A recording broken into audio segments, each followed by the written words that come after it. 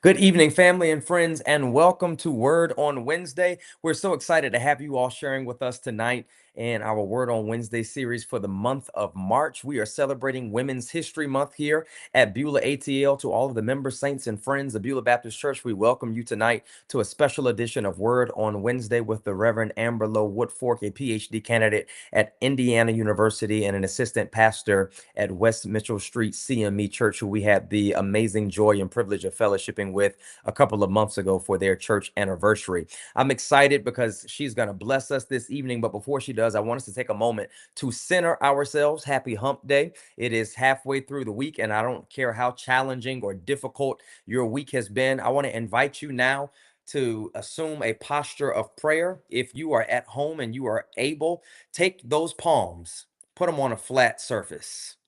Get your feet as close to the ground as you possibly can. And do me a favor, breathe in and exhale. Breathe out. Release everything that this week has brought your way. Breathe in the mercy and goodness of God again. And exhale one more time. Let's have a word of prayer. God, our mother, God, our father, we thank you now for this is the day that you have made. We rejoice and we are glad in it. God, I'm grateful for the opportunity to study your word, to show ourselves approved, a workman, a workwoman, not need to be ashamed, but rightly dividing the word of truth. We thank you for the gift of privilege of reading, studying, and sharpening ourselves. Your word tells us that iron sharpens iron. And so tonight we are grateful for a capable prognosticator of the gospel in your servant, Reverend Amber Lowe Woodfork, who is going to bless us, challenge us, convict us, and comfort us with your word. God, we pray that we would leave better than we came tonight. And we pray that you would help us to see the biblical text and the women in the text in a more holistic manner as a consequence of engaging in this discourse and this study. Bless somebody, heal somebody, save somebody, deliver somebody as only you can. In your many names we pray. Amen. By way of announcement, friends, I want to remind you that next Sunday, we are hosting the Howard University Gospel Choir at Beulah Baptist Church at 4 p.m. And we are looking forward to each and every one of you all coming out and joining us. We will serve food afterwards. We will have a caterer on the premises. It is primarily for our college students, but we are welcoming you all to join us for this auspicious occasion. The last 2 years that they've come, they've turned our church upside down. Revival. And so we want you all to come and be blessed by that on next Sunday evening. We also remind you all by way of announcement that not only do we have the Howard University Gospel Concert taking place, but we also have a program happening right now called Grief Share. So if you or someone that you know has lost a loved one or is experiencing transition or is navigating grief, every Monday at 6 o'clock p.m. in the TLJ Fellowship Hall upstairs or online. The cost is only $20. This is a 13-week program that has comprehensive tools, resources, and frameworks to help you to navigate grief, loss, and suffering on any level. Sister Veronica Cox, who is watching tonight, as well as Deacon Karen Williams and Deacon Marcus Cone, are point persons, as well as Dr. Kristen Johnson, one of our longtime trustees. You can see any one of those persons, and they will happily get you all signed up for that as well. I want to thank all of our volunteers who came out on Monday for Reading Across America Day and partnered with us at Hollis Innovation Academy. We know that reading literacy rates are down in Georgia, specifically in some of our APS schools, and that disproportionately affects Black and brown people and children in a way that it doesn't affect our counterparts. So I want to say from the depths of my heart, thank you to each and every one of you all who came out and volunteered 30 minutes of your time to read Green Eggs and Ham by Dr. Seuss and Pete the Cat, amongst another of other texts as well. Well, friends, we have a guest tonight, and I'm not going to belabor the moment. Our guest tonight is none other than the Reverend, almost Dr. Amber Lowe Woodfork. Again, she is an assistant pastor at the West Mitchell CME Church, where the Reverend Dr. Skip Mason serves as the senior pastor. She is also a philosophy of doctorate candidate there at Indiana University. Her scholarship is rigorous and it has a lot of depth to it. She is married to a very dear friend and gentleman who was also ordained clergy in the Lord's Church at West Mitchell CME Church. His name is Reverend Jerry Woodfork. He's a very kind and passionate human being. And the two of them are parents to their one and only Miss Priss. Anybody who knows Amber knows that she loves little Miss Priss. And so we are grateful to have her with us tonight. She is a scholar par excellence. She is a preacher and teacher of the Lord's gospel par excellence, and we are grateful to have her with us on tonight. And so without further ado, friends, I am excited to introduce to some and present to others my dear friend, Reverend Amber Lo Woodfork, who is going to be blessing us over the next couple of weeks as we are celebrating women in the Word. Reverend, how you doing this evening? I'm great. How are you? I am well. Thank you so much for taking the time to join us tonight for our Word on Wednesday series, a celebration of women in the Word. I cannot tell you how grateful I am. We started this program a couple of years ago in honor of Women's History Month, and we've had a couple of different scholar practitioners to come in.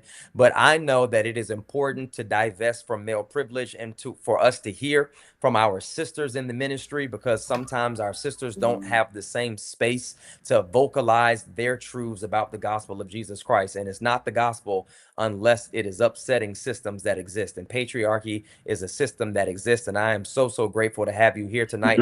I'm going to get out of the way. I'm going to drop off the screen at this time so that Reverend Amber Lo can join us now for her conversation entitled An Echo Across the Waters, from Miriam to Mary. Take it away, Reverend.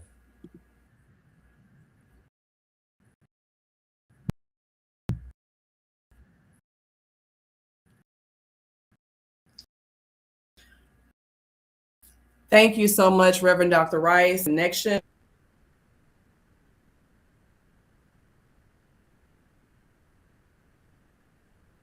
is not.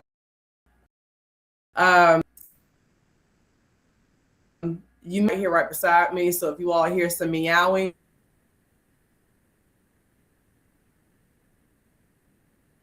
if you can reflection, again, the title of the Bible study mini series, two-part series, is An Echo Across the Waters.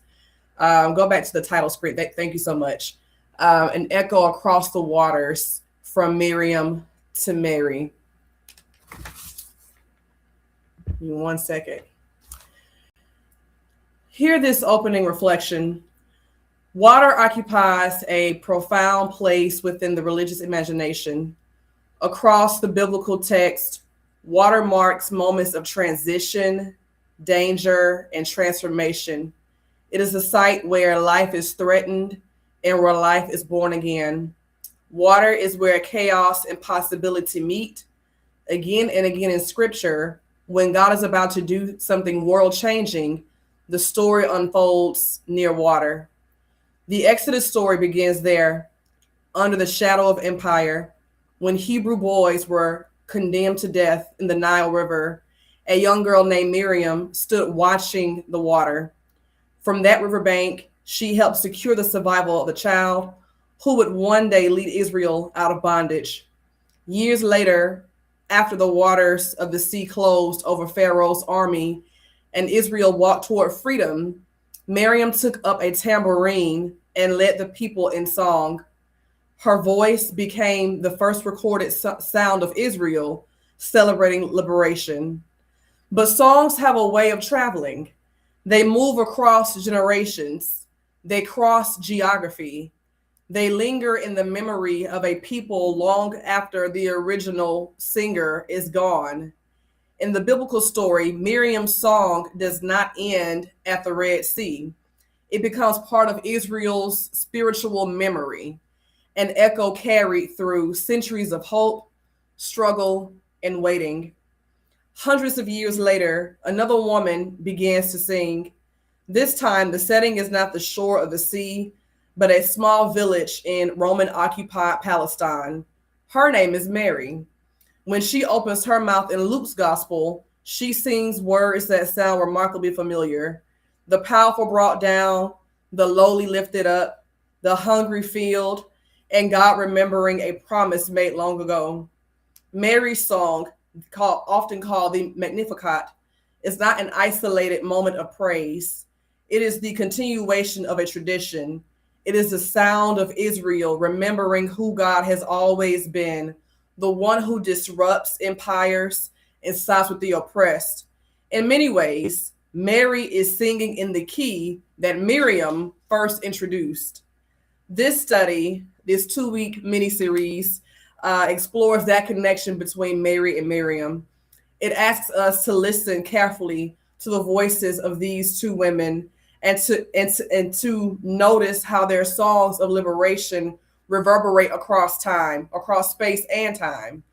From the waters of the Nile and the Red Sea to the hill country of Judea, the biblical story carries an echo that reminds us that God's work of liberation rarely begins where we expect it. Often it begins with the women, and often it begins with the song. For Black women in particular, this theme carries a familiar resonance. Throughout our own history as Black women in America, when formal power was denied and our voices often dismissed, song became one of the ways we carried memory, faith, and resistance. From spiritual sung in the fields and hush harbors to the freedom songs of the civil rights movement, Black women have long known what Miriam and Mary knew. Sometimes singing is not simply praise, it's proclamation. It is the declaration that the world as it is will not remain the world as it shall be. I'm going to say that one more time. It is the declaration that the world as it is, as we see it right now, is not the world that shall be, as it shall be. When we listen to Miriam and Mary together, we are hearing more than two women in distant biblical stories. We are hearing a tradition of faith that believes God still moves in history, still overturns unjust systems, and still places songs of liberation in the mouths of powerful women. So from there, Reverend Rice, can you please go to our next slide? So I want to start, before I get to the key point and the goal of this 2-week series, I want to start by saying that that there is a direct line between Miriam and Mary. And part of that direct line has to do with their names. It's actually the same name. Miriam is Mary in Hebrew, and Mary is Miriam in Greek and Latin, right? So they share a name, and so that shared name also resonates in a shared story, in a shared way that they show up in the text, right? So a key point that I want us to focus on and to really hear throughout this Bible study series. Again, this week I'm going to focus on Miriam, and then I'll turn to Mary next week. But the main idea, someone say main idea, the main idea that I want us to get from this is that Miriam and Mary are often flattened into supporting characters in male-centered salvation histories, when in fact they stand at the threshold of two liberation movements. What does that mean? That means that oftentimes in the biblical text, women are identified in relation to a man, right? So-and-so's daughter, so-and-so's sister, so-and-so's husband, sometimes even nameless, right? And we often focus on the male victors of a story, the fathers of our faith, Abraham, Isaac, Moses, Jacob, Jesus, right? But there are also very important women who, in many instances, predate these men and had just as, if not even more important roles in the story, right? And so again, the idea is for us to not flatten their stories by shrinking them into a male-centered narrative, but appreciating them on their own terms, appreciating them due to their own wisdom, intellect, their own brilliance, if you will.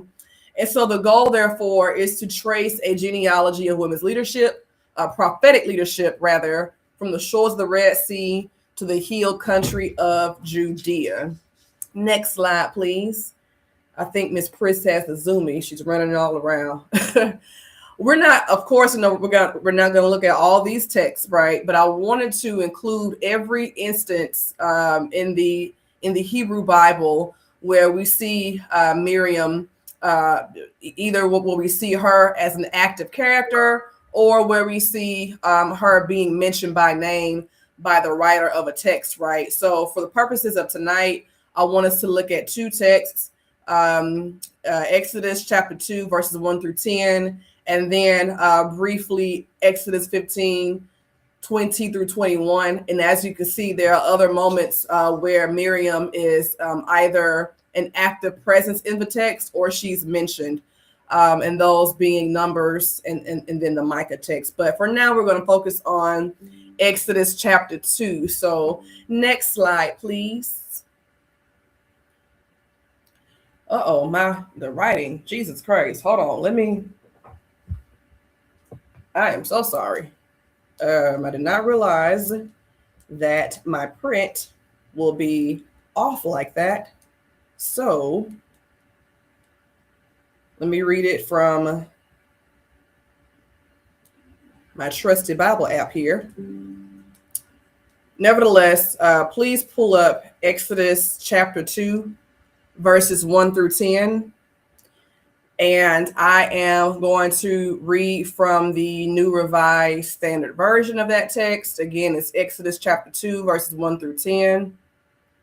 And I want you all to pay attention to not only what's happening in the text, but who is active in this text, right? Who was named, who was unnamed, and then what that unnamed person is doing. And we'll get more into that in the next slide. But Exodus 2, verses 1 through 10 read, "Now a man from the house of Levi went and married a Levite woman.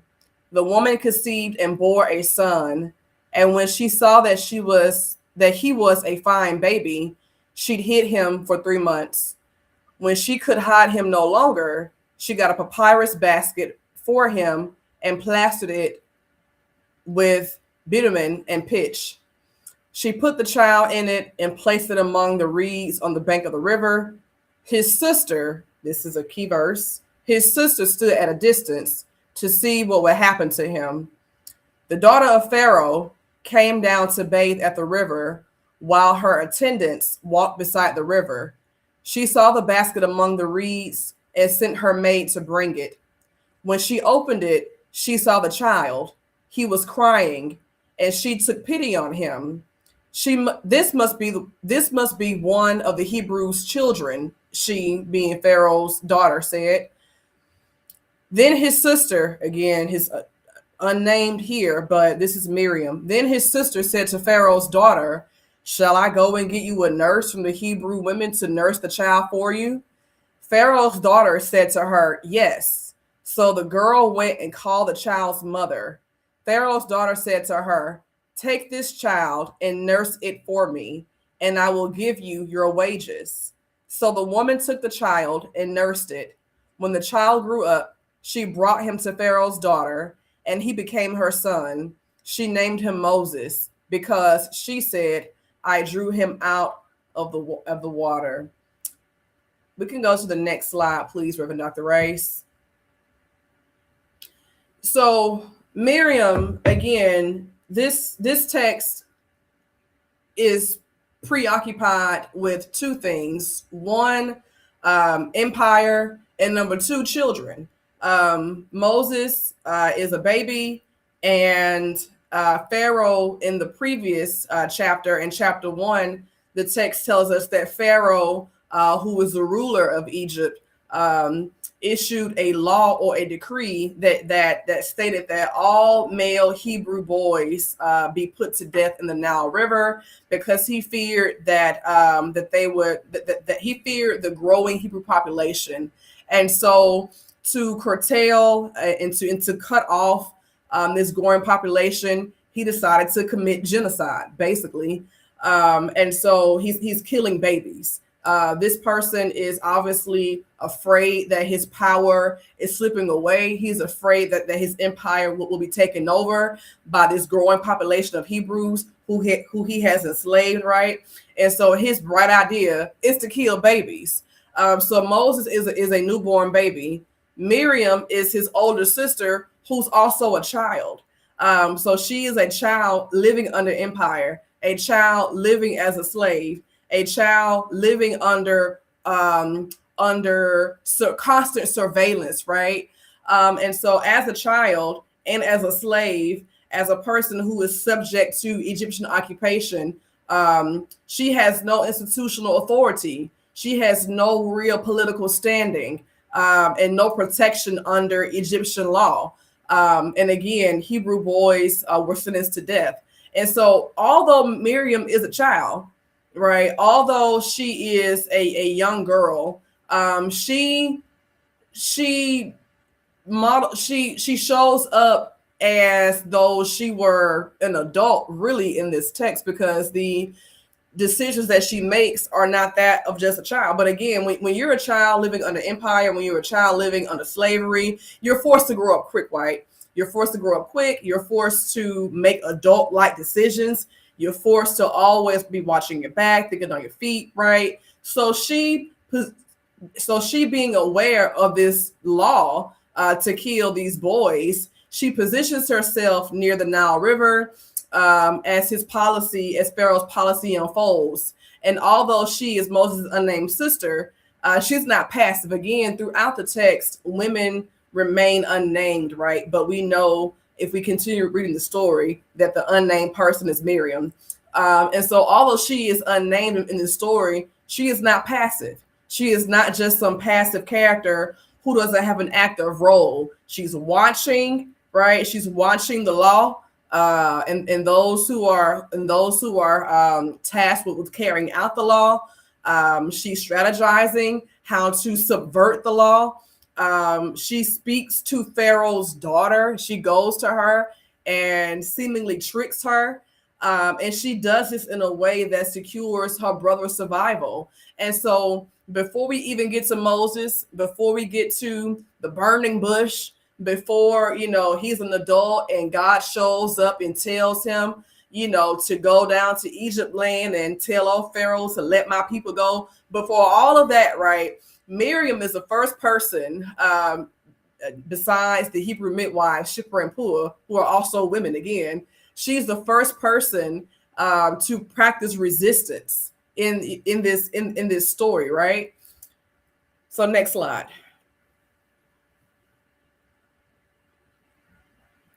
And so as I was preparing this Bible study, I am a deep student of Black American folklore and folk tales.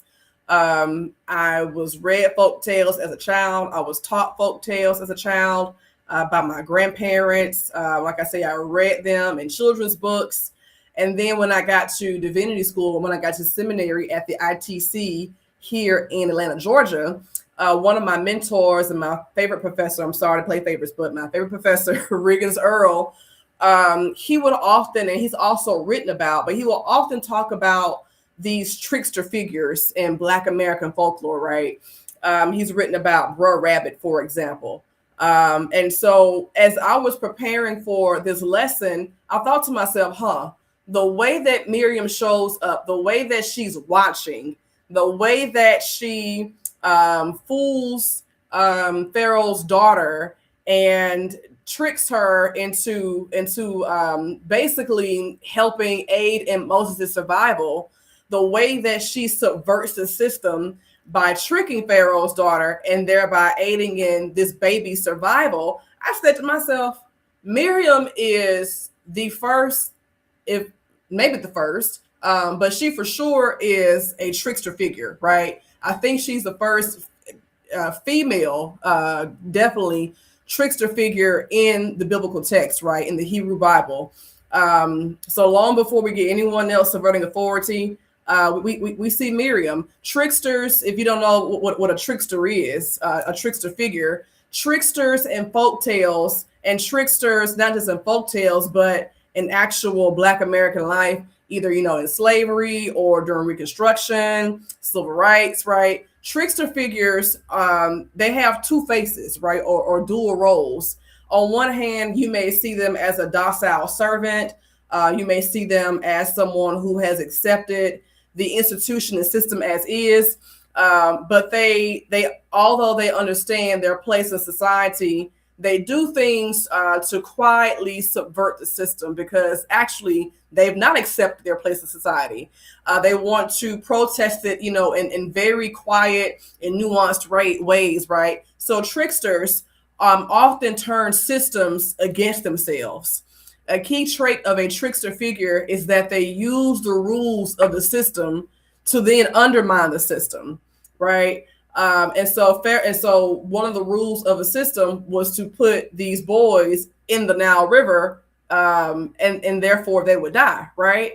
But she's waiting by the river, and she uses Pharaoh's own daughter to fund and protect this child, who will later dismantle Pharaoh's power, right? We're not going to get into how Moses does that because we're focusing on Miriam, right? But Miriam is the one who makes that outcome possible, right? She's the one who says, okay, by saving this child, you're going to pay, the empire essentially pays the wages of its future liberators' upbringing, right? So Moses is raised in the house of Pharaoh. He's taught Egyptian language, culture, and customs, religion, government, politics, philosophy, all these systems, right, that inform what it means to be an Egyptian.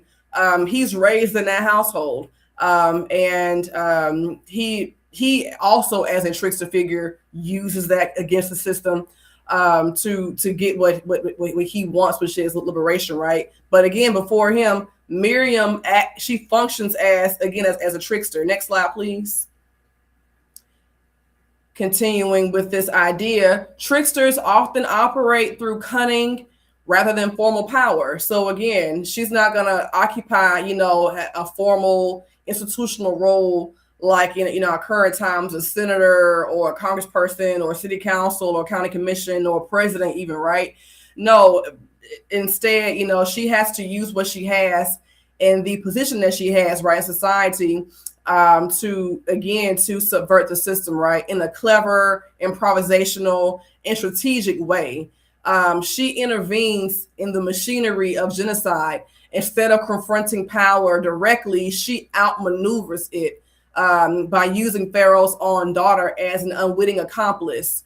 And in doing so, going back to the text, in doing so, she not only saves her brother, but because of her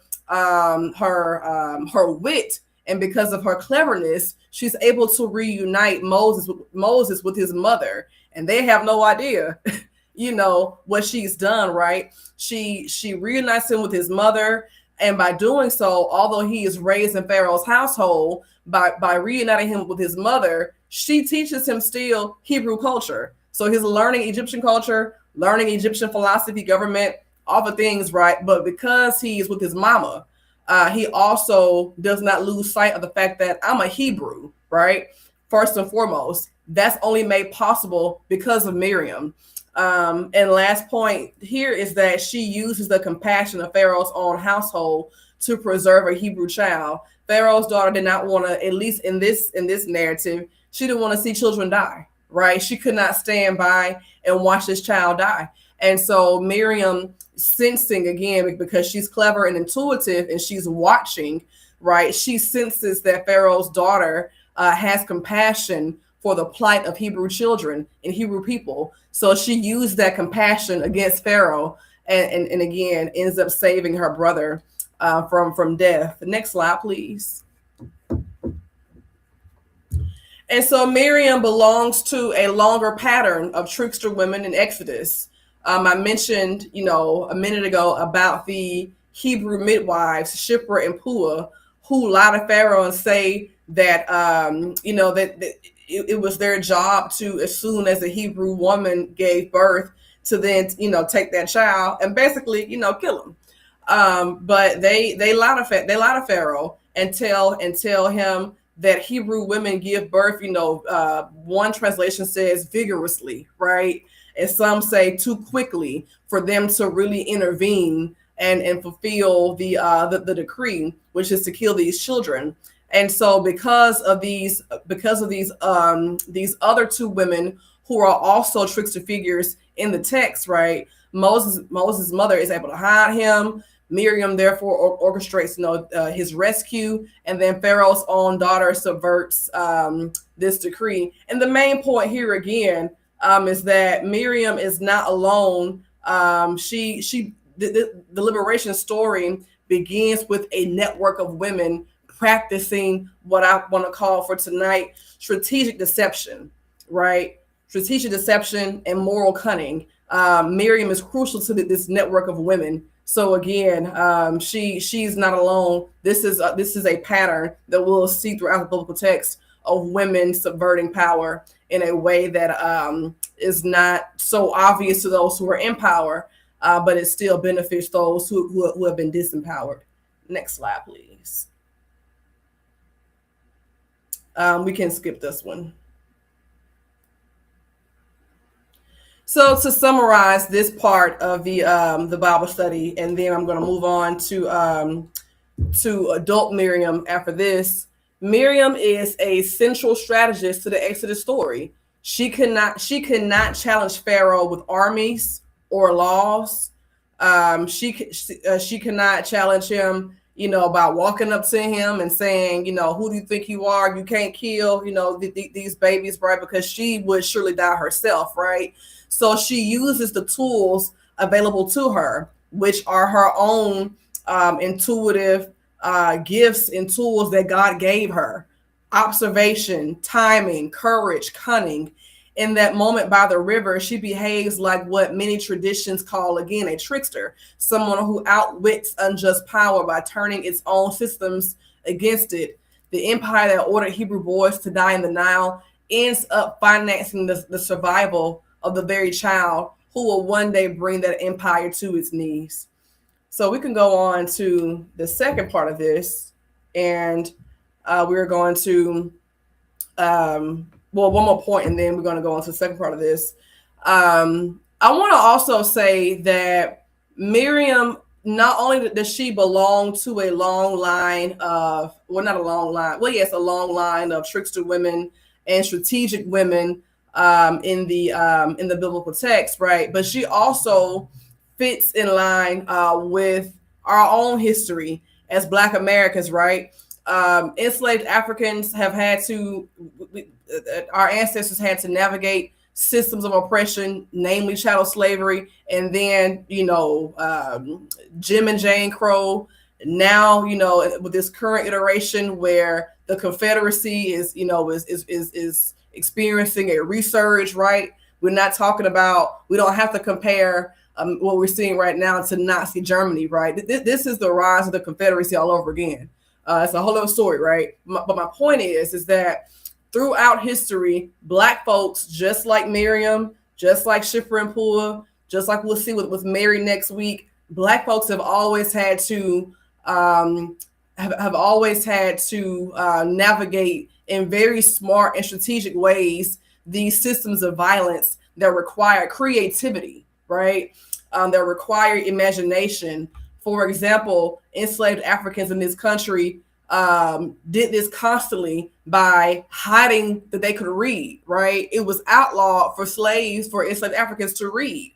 And so, for example, there are so many slave narratives of enslaved Africans sneaking and learning to read, right? Because it was against the law, it was deadly, you could be killed. So they hid literacy. They encoded escape routes and spirituals. One of my favorite aspects of our story in a Black folk in this country is how we were so creative to use song and singing, i.e. the spirituals, to encode escape routes or to encode subversive ways to resist the system of slavery in those songs, right? And we'll get to that in a second. We created secret worship gatherings, right? The hush or the brush harbors, these off the grid, away from the plantation areas where we would, where on one hand, on the plantation, you have the overseers or an assigned white male preacher from some other plantation, or even an enslaved African who has been called by the overseer or the slave master to preach, quote unquote, the gospel. So you have, on one hand, this form of church on the plantation where you are taught to be a good slave, right? On the other hand, you had these same people meeting off the grid and worshiping in a very different countercultural way and rejecting that theology that taught them to obey their masters, right? And that this order and that this way of being is the only way, right? Those secret gatherings are what gave our ancestors the power and the strength to want to resist and flee plantations, right? And also we resisted creatively by speaking in double meaning so that slaveholders, couldn't understand them, right? So next slide, please. So we get to a point in Miriam's story in Exodus where after she and Moses and Aaron, after that they grow up and become adults, after they've been subject to Egyptian rule for a little while longer, and after Moses leaves Egypt, he's a fugitive, right? He leaves Egypt, sees God in a burning bush. God tells him to go and tell Pharaoh to let his people go, right? And so after they leave, after they escape slavery in Egypt, after the story, the text tells us that God drowned Pharaoh's army in the Red Sea, right? After that, what we see is both Moses and Miriam singing, right? But before I get to Miriam's song, I want us to think about Miriam's song not just in isolation, not just as something that we relegate to the Hebrew Bible and that's just it, right? No, I want us to think about Miriam's song as, again, belonging to a long line of songs just like it, right? So I mentioned how our ancestors would encode escape routes in spirituals, right? So songs like "Wade in the Water," "Swing Low," shoot, hold on. Okay, I'm back. "Mary, Don't You Weep," and "Still Away." These are not just religious or spiritual songs. Like, no, these songs had purpose, and the purpose again was to speak double talk, right? So "Wade in the Water," for example, the message there was for those who were escaping the plantation to not forget that one way to throw the dogs off your scent, because slave catchers, they were equipped with dogs, right? And so one way to throw the dogs off your scent is to walk through bodies of water to get, your scent off of you, right? "Swing Low, Sweet Chariot." That song, the coded message there is about, seeing just beyond the Ohio River on the Underground Railroad, conductors waiting to carry you home, to carry you north towards the promised land, right? "Mary, Don't You Weep, Tell Martha Not to Moan." That song is about it resonates with the Exodus story, right? Where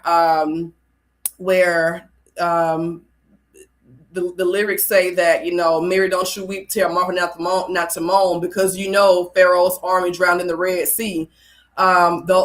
This song was sang by our ancestors who were telling each other, don't be sad, don't weep, don't allow this system to consume you, because the same way Pharaoh's army was drowned in the Red Sea is the same way that we can also bring the system of child slavery to its knees, right? The same way that God saved the Israelites from bondage is the same way that we can save ourselves, right, from bondage. And so Miriam's song operates within this same register. So next slide, please. So we see Miriam's song in Exodus 15, verses 20 through 21. And according to the NRSV, it reads, then the prophet Miriam, key words, the prophet Miriam, not prophetess, okay, not deaconess. Then the prophet Miriam, Aaron's sister, took a tambourine in her hand, and all the women went out after her with tambourines and dancing. And Miriam sang to them, sing to the Lord, for he has triumphed gloriously. Horse and rider he has thrown into the sea. Next slide, please. So before I get to, again, the essence of this song and what's happening here, I want to talk about, again, one of the key words in this particular passage, and that's the word prophet. Miriam is the first woman in the biblical text to be called a prophet. Again, not a prophetess, as our contemporaries, like to say, in a way that, and I guess Reverend Rice, you and I can discuss this towards the end, but we like to put an ESS, on the end of prophet to designate female and male when there is no designation in the text. It just says prophet. And that means something. And we can talk about what that means, right? She leads women publicly with tambourines and what scholars often call the Song of Miriam, a refrain that is likely older than Moses' longer song in that same chapter. So also in chapter 15, before we get Miriam's song, which is very short, we get a very long song from Moses. And biblical scholars, Hebrew Bible scholars, have argued that song is not that song does not come first in the narrative, because in fact Miriam's song is the older of the two, which suggests that maybe writers of the early ancient manuscripts went back and added and embellished Moses' song, right, to make it more pronounced, make it more detailed, because Moses' song has a lot more detail about Pharaoh's army drowning in the Red Sea, whereas Miriam's song is a very short refrain, right? And so they argue that this refrain actually is the older, or maybe the older liturgical fragment, meaning the women's song may have been an original liberation hymn, right? And so that's important. It's important to know that although the text has her song coming second, her song actually predates Moses' song. And so we have to ask ourselves, why is the text written in that way, as to where hers comes second? That means something. And it speaks to what Reverend Dr. Rice mentioned earlier in his opening remarks regarding patriarchy and patriarchal systems that are not absent from the biblical text, right? And how it was written and compiled by various sources.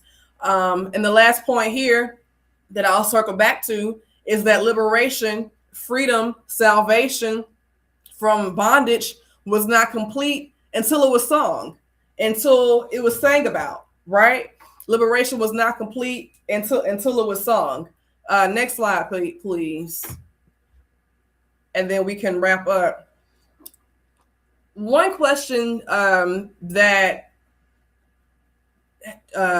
came to me as I was preparing, and not only tonight, but often whenever I'm, doing Bible study or preaching, and I'm preaching either, or teaching Miriam's song or Mary's song or Hannah's song or Zechariah's song or Elizabeth's song, right? There's a lot of singing throughout the text, right?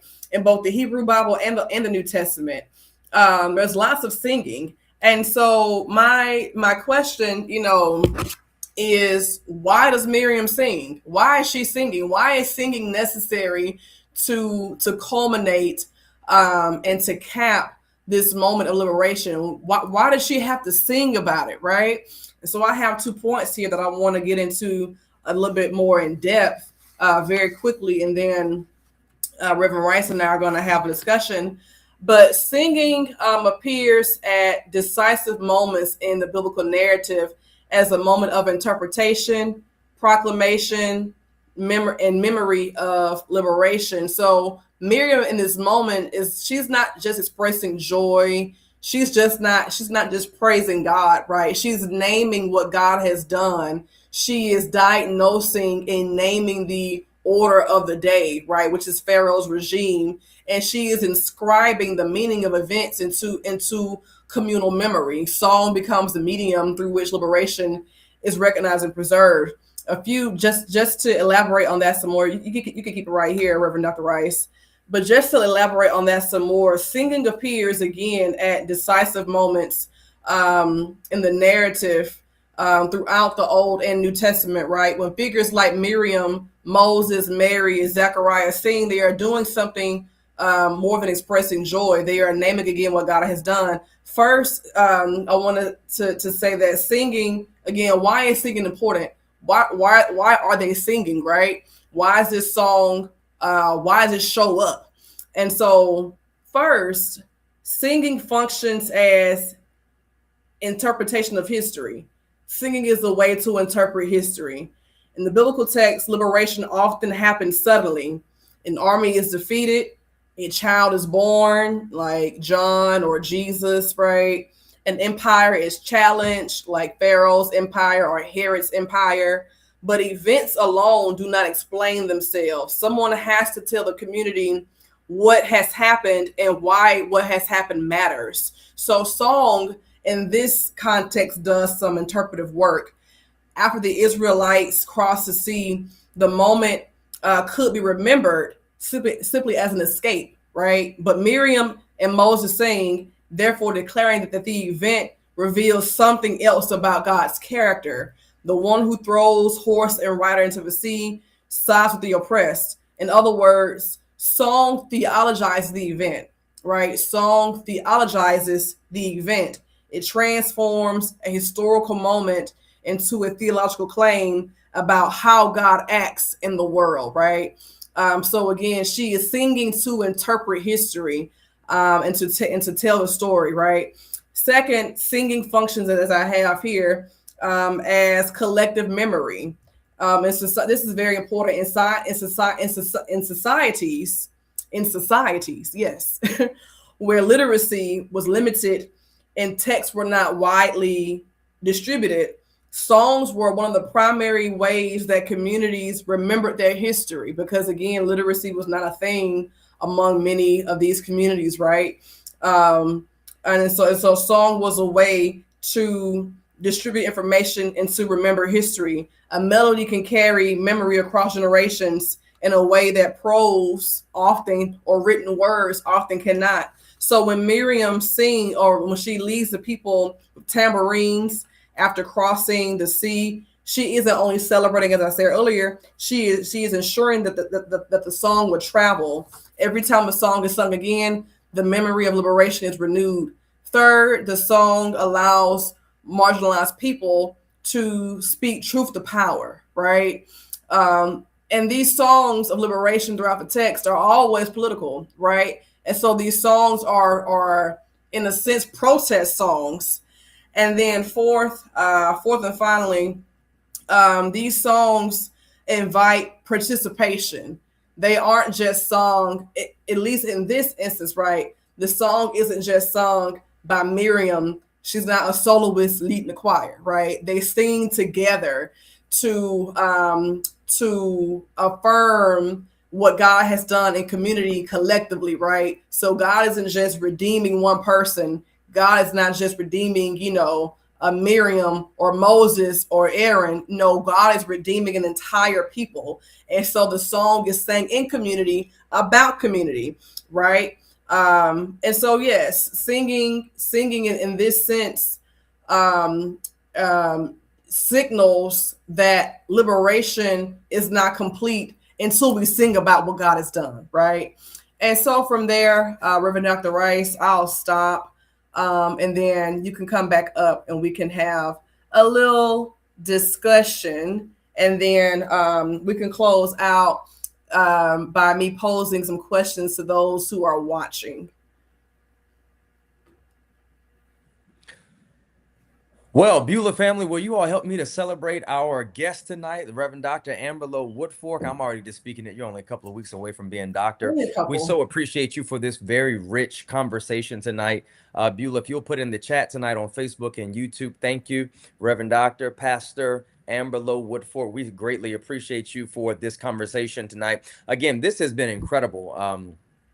And as a scholar practitioner of religion, I really appreciate the way that you situate both the ethical, political, and religious claims almost in a symbiotic fashion where we're not picking and choosing, but we're seeing the ways that they all inform one another from Miriam to Mary. I don't know about y'all, but I am excited to hear the rest of this conversation and presentation next week as she shifts from Miriam to Mary. So one of the things that I wanted to really press in on is the fact that you said early that women are often relegated to flattened characters when they're really the main character of the Yeah. salvific narrative. I'm curious, how do we see this show up in American history with Black women taking a back seat to Black men? Where do we see this in history, from the civil rights movement to the Black Lives Matter movement to the women's movement? How do we see history being interpreted through a male gaze when we know that without Black women, there is no Black church? Without Black women, there are no political movements. I'm curious to hear your response here.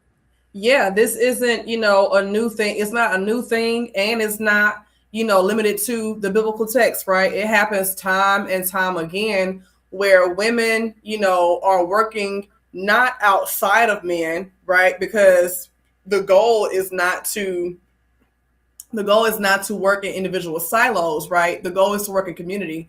And so women are often strategizing alongside men, organizing alongside men, financing movements, right? But men often get the credit for it.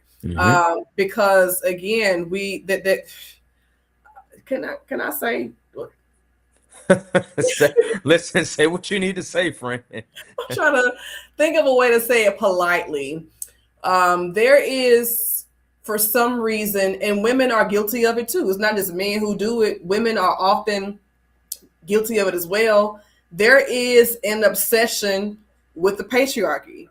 There is an obsession with men, and I love men, right? But I also love women, and I also want to make sure that we are never silencing and marginalizing women who are just as, and oftentimes even more important than the men are, right? So I mean, in the Black Power, in the Black Panther movement, for example, right, in the early Black Panther Party, the 1970s, men get the credit for forming the Black Panther Party of America, right? Bobby Seale, Huey Newton. Yes, but and whenever you see iconography of the Black Panther Party, it's mainly male iconography, right? But we know, because it wasn't that long ago, right? The 70s was just yesterday. It wasn't that long ago, and because of scholarship, women financed the Black Panther Party, right? Women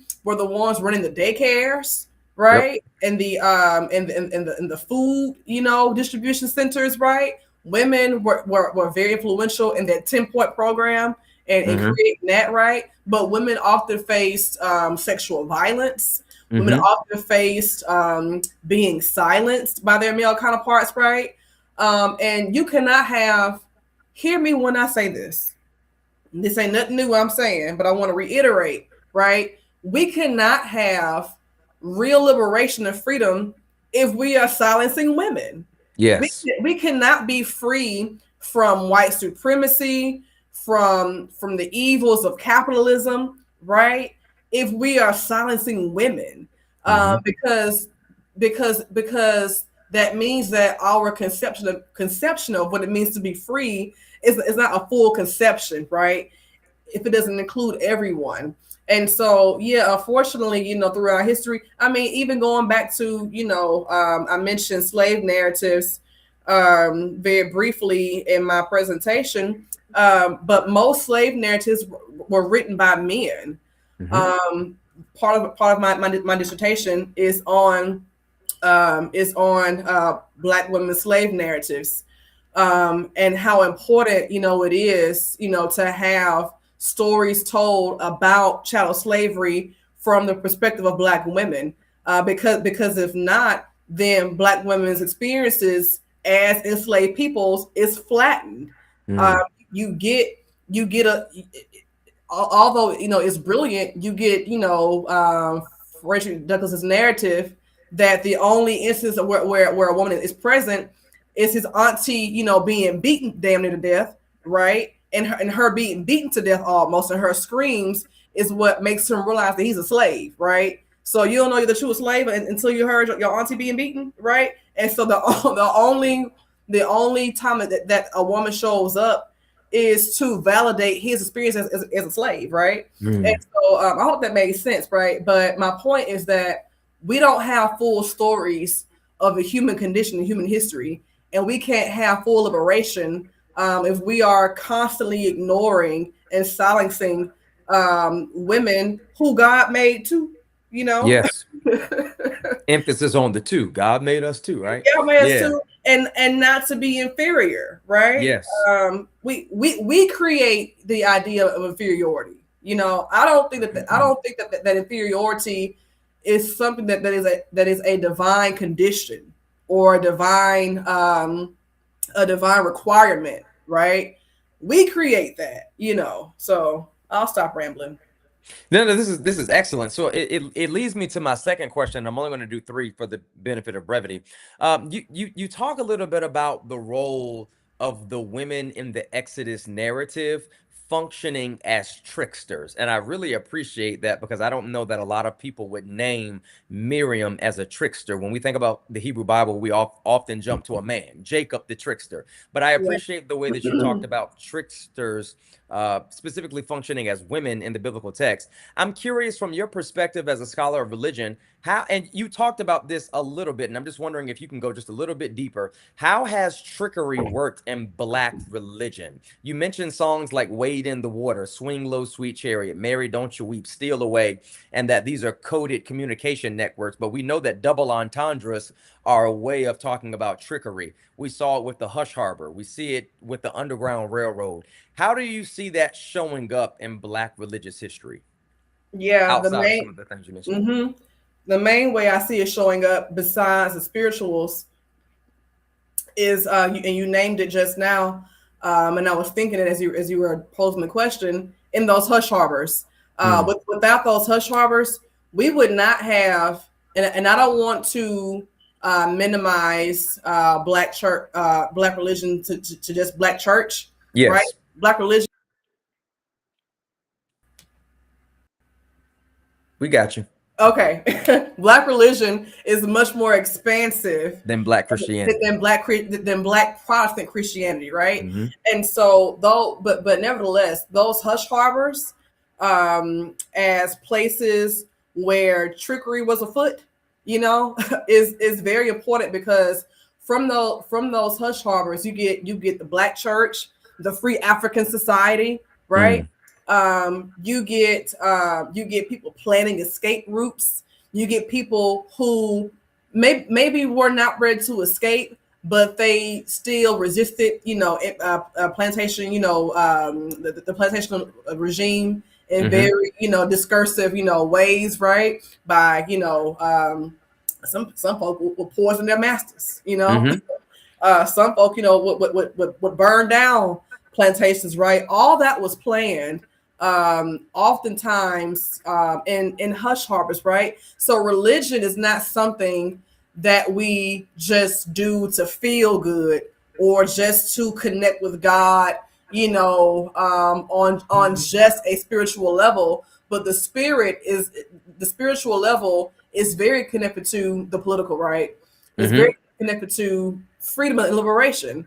And so, I think that there is so much more that can be written on and said about the hush harbor as a very central place for when it comes to not only how we see different and various strands of Black religion that come out of it, right, in all of its diversity, but how Black religion from that space then became a phenomenon where we not only use it to connect to the divine on a spiritual level, but we embodied what it means to fight for freedom because of our divine, connection. Right? Does that make sense? Absolutely, absolutely. One of the last things that I have a couple of more questions, but I'll save some of these for next week. One of the Oh, other, I want to say one more thing. One more thing yeah, about the hush harbors, and that is that, and we don't talk about this enough. And I mentioned it in my dissertation in my final chapter on Black religion. But some of the first Black preachers in this country were called and authorized by the slave master, right?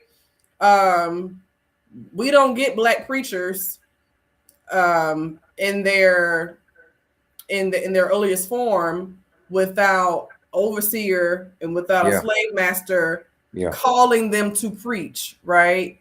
And they're not preaching good news. plantation theology. They're, Yep. they are preaching plantation theology. So again, those hush harbors are very important when it comes to deconstructing that theology, right? Some of the earliest theologians of deconstructionism come in those hush harbors, right? Some of the earliest, deconstructionists and post-structuralists, right, and Yeah. post-colonialist scholars, right, come in those hush harbors.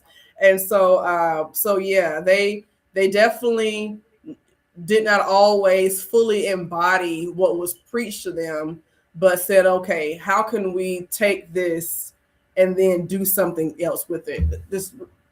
I'll move on now. Sorry. This is excellent. And again, just for the sake of time, I'm gonna wrap this up because I'm gonna save my other questions for next week when you're talking about Mary and her song. But I'm Yeah. curious to know, you leaned in a little bit tonight and put some emphasis on the fact that the text refers to Miriam as a prophet and not a prophetess. Mm-hmm. How does sexism show up in the biblical text? How has sexism influenced the way that we've read scripture and applied scripture? And then the last point of that is, how does womanist scholarship help to correct that? How does it help to amplify female voices and give gender parity in a world where we've normalized certain gender roles, such as a deaconess, but deaconess is not in the Bible, No, such it's as a not. prophetess, but prophetess is not in the Bible? Can you talk to how sexism shows up even in the biblical narrative and the way we bring our social location and positionality to the text and make it say stuff that the text never said itself? Yeah, this is a very important point because sexism and all the other isms, right? Sexism, racism, nationalism, fascism, all operate at the level of language, right? These are regimes of language, right? What I mean by that is the idea that we have to put an ESS to differentiate between a man and a woman operating in the same role, right, means that we are willing to bend language itself to serve our agenda. A prophet is simply someone who I like how what's Aretha's that name? What was child? What was Aretha Franklin's that name? Aretha Who? Franklin's dad. Aretha Franklin's dad. What was his name? C.L. Child. Franklin. C.L. Franklin, child, problematic in his own right. However, he said something that that I took and I still carry it with me. And he's right. He said a prophet is someone who has hindsight, insight, and foresight. Right. A prophet is someone who has hindsight of their history, right? As a people, where they've come from, hindsight into world affairs, right? Insight into your current condition and where you are in the world, socially, politically, economically, all that, right? And then you take history and you take the now and you allow that to offer you a vision of what the future might look like if we keep going down this road, right? Mm-hmm. That's what a prophet is. A prophet diagnoses the Mm-hmm. present by knowing the past, and Mm-hmm. then therefore offering a vision of a future, right? That is not something that has to be broken up into male and female roles like that. Anyone can do that. Child, Miss Prince can do that. No, my cat, Miss Prince, can do that. She's a scholar, all right. She's intellectual, okay. But my point is that why? So if that's what a prophet is, why then do we need to differentiate a man who's doing it and a woman who's doing it? It's just a way to create these false binaries, these false Mm. hierarchies. Let me tell you something. Binaries and binaries, particularly, that is a trick of European colonialism, Mm. right? European colonialism bifurcates things that are not separate, like secular and sacred. Mm-hmm. That's not separate. It's There is false no fight. Yeah. everything is sacred, right? Because God created it, right? So to separate, the world into secular and sacred, that is an act of colonialism, right? That is a logic that says that we have to tame something. We have to settle something, right? Because we don't believe that God created it to be sacred, right? So how do you settle it? You say it's secular, and so therefore it is not of God, right? And so my point is this binary between male and female prophet, that we are operating through a very colonial register when we do that and don't even realize it. And again, like that where is that in the text? Yeah. Where is that in the text? Nowhere. And the text isn't always right. There is violence against women throughout the text, right? But we don't have to make it say something that it don't say. It don't say Yeah. that. Yeah. It doesn't say that, beloved. This is an excellent presentation tonight. We greatly appreciate you again.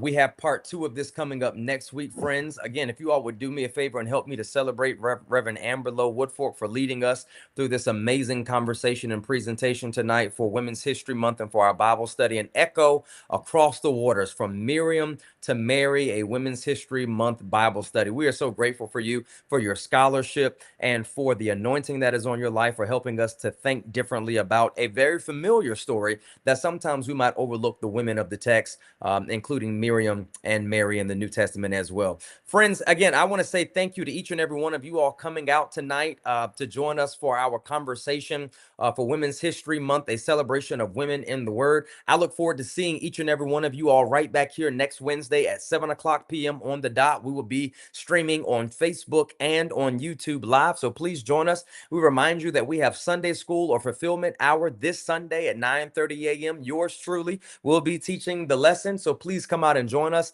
And then join us on Sunday morning at 10:30 a.m. for our worship experience. Sunday is International Women's Day, and we are going to celebrate the women of Beulah in the same way that we celebrated our heritage in February for Black History Month. We plan on doing the same again for International Women's Day. Friends, if you go with God, I promise God will go with you.